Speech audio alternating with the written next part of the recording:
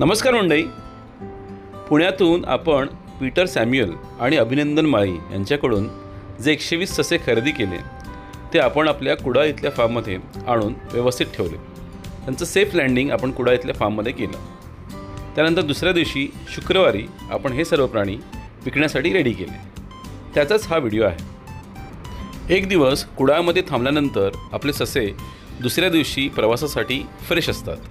त्यांना प्रवासामध्ये खाद्य म्हणून आपण कोबी कट करून टाकतो। कोबी हे सशांसाठी प्रवासातलं एक कम्फर्ट फूड आहे। सर्व 120 ससे क्रेटमध्ये व्यवस्थित भरून झाल्यानंतर ते आपण आपल्या इको गाडीमध्ये लोड करून त्यांना आपण घेऊन गेलो।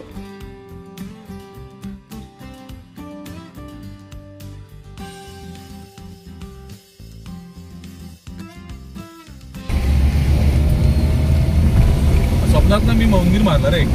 स्वप्नात तो डच होता असा ऑरेंज आणि व्हाईट स्ट्राइप ना। डच कसा काय भारी।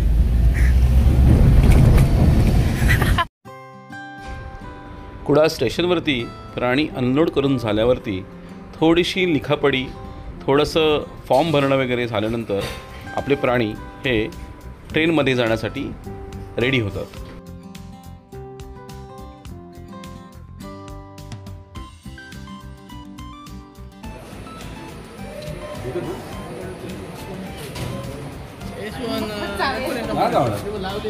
प्राणी नाही एकूण नंबरच येतो ना।